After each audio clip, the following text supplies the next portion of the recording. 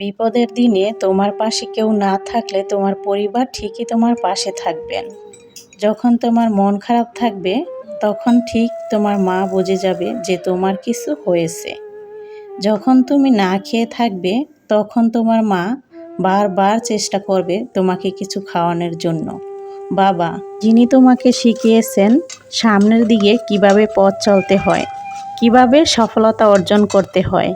এই পৃথিবীতে দুজন মানুষ সবচাইতে অবহেলিত, বাবা এবং মা।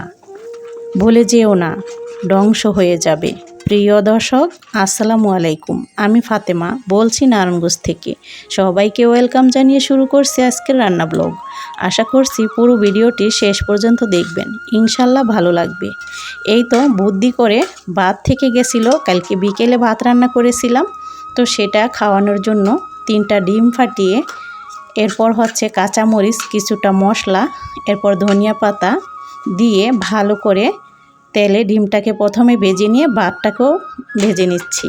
এভাবে ভাত থেকে গেলে ফ্রাই করে দিবেন, বড় ছোট সবাইকে কায়দা করে খাইয়ে নিতে পারবেন। অনেকেই কিন্তু বড় ছোট সবাই সকালের খাবার খেতেই চায় না, আর যদি ভাত থেকে যায় তাহলে তো নাই।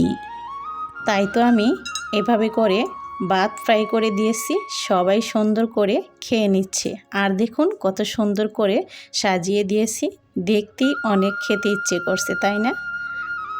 তো এই যে প্রথম ছোটদেরকে খাইয়ে দিলাম, এখন বড়দেরকে খাইয়ে দিচ্ছি। সকালের খাবার শেষ হওয়ার পর চলে আসলাম একটু সেলাই করার জন্য। এই তো এখানে বসে পড়েছি। তো এখানে আমি এই কাপড়টিকে কালকে কেটে রেখেছিলাম, সেটা আজকে সেলাই করতেছি। এই তো এইভাবে দৌড়ে জয়েন করতেছি। প্রিন্টের কাপড়টা কিন্তু মাঝখানে থাকবে, আর এক রঙের যে কাপড়টা এটা দুই সাইডে থাকবে, সামনে এবং পেছনের পার্ট, দোনো পার্টি। তো এরকমভাবে এটাকে আগের দিনের যারা ছিল তারা কলিওয়ালা জামা বলতো, বা এই যে 3 পার্ট, সামনে 3 পার্ট হইতেছে না, এখন এই যে 2 পার্ট হলো, আর এপাশে লাগানোর পর আরও 1 পার্ট হবে, তখন কি হচ্ছে 6 কলির জামা বলতো, মানে সামনে 3 পার্ট পিছনে 3 পার্ট, এই জন্য 6 কলির জামা, অনেকে কলিওয়ালা জামা বলতো। যাই হোক, এই যে কলিওয়ালা জামাটিকে এভাবে করে সেলাই করে নিচ্ছি। এখানে 2 ধরনের কাপড় আমি দিয়েছি, তবে এক রঙের কাপড় দিয়ে, যে কোনো এক ধরনের কাপড় দিয়ে কিন্তু এটা বানানো যাবে। আমি জাস্ট একটু ডিজাইনের জন্য দিয়েছি, যাতে দেখতে ভালো লাগে। তো মনে পড়ে কি আপনাদের আগের দিনের যে কলিওয়ালা জামার কথা? মনে পড়লে এরকমভাবে কলি দিয়ে বানিয়ে ফেলবেন।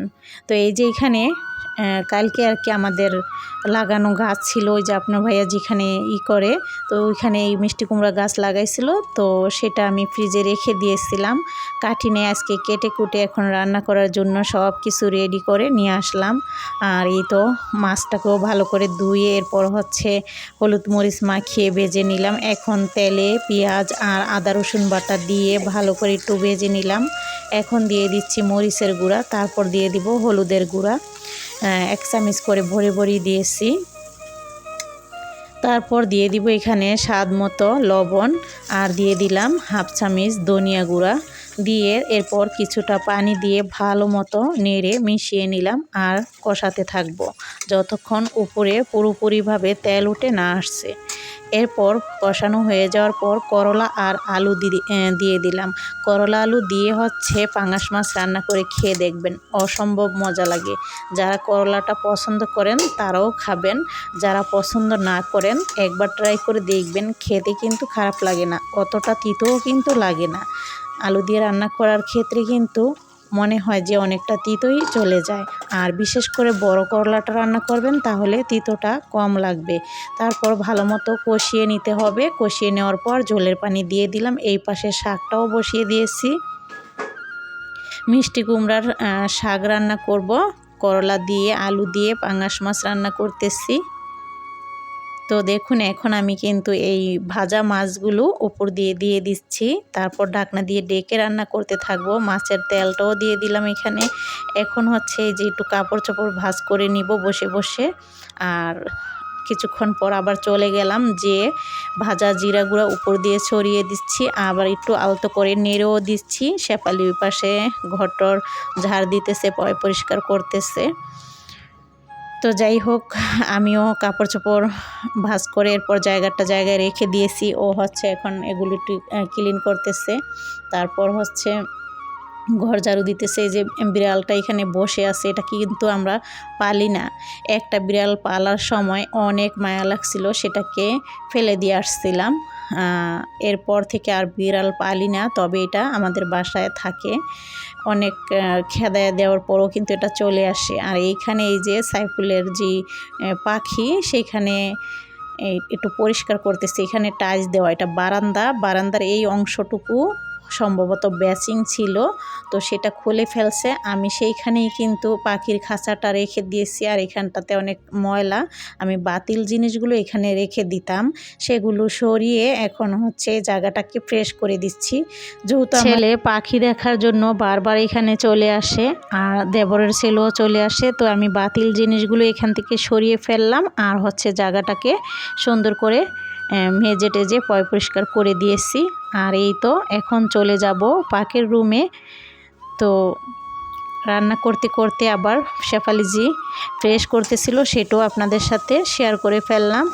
তো সব কিছু ভালো মন্দ মিলিয়ে আপনাদের সাথে শেয়ার করি। আপনাদের কোথাও খারাপ লাগলে কিছু মনে করবেন না, ভালো লাগা মন্দ লাগা কমেন্টের মাধ্যমে জানাবেন। তো এই যে আমি এখন হচ্ছে তরকারিটাকে বেড়ে নিব, আর বেড়েও নিয়ে এসেছি। আর শাকটাকেও কিন্তু ভাগার দিয়ে আর হচ্ছে লতি টেলে নিচ্ছি, লতির ভর্তা করব। লতিটা আরও আগে কেটে রেখে দিয়েছিল, একদিন কেটে রেখেছিল, তো সেটাকে অর্ধেকটা রেখে দিয়েছিলাম।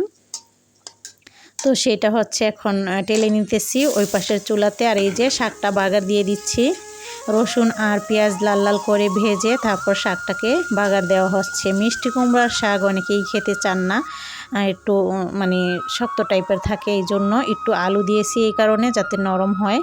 তারপর রান্নাবান্না শেষ করে সবাই কিন্তু খেতেও বসে পড়েছে। তো অনেক মজা হয়েছিল তরকারিটা, আর শাকটাও অনেক ভালো হয়েছিল। আর লতির ভর্তার কথা আর কী বলবো, লতি যদি তেলে টেলে এরপর হচ্ছে একটু ভর্তা করা হয়, খেতে কিন্তু অনেক ভালো লাগে বাজির চাইতেও। তো এই যে এটা হচ্ছে আসরের সময় তারা দুই ভাই নুডলস রান্না করে ঝাল করে খেয়েছে। ছোটটা বলছে ভাইয়া একটু জাল কম দিও, তাহলে আমি খেতে পারবো।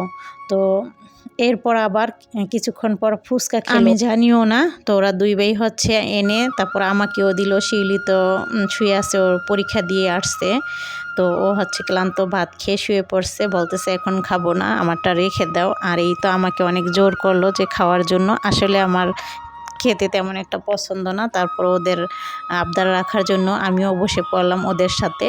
তো ওরা কিন্তু বেশ মজা করে ফুচকা খেয়ে নিল। এরপরেই যে পিঠা পাঠিয়েছে, এখন রেগুলার পিঠা খাওয়া দেখবেন প্রত্যেক দিনই কিন্তু আপনাদের ভাইয়া পিঠা পাঠায় দেয়, তো সেগুলো খাওয়া হয়। তো আশা করছি আজকের ভিডিওটি ভালো লেগেছে। সবাই ভালো থাকবেন, সুস্থ থাকবেন। আল্লাহ হাফেজ।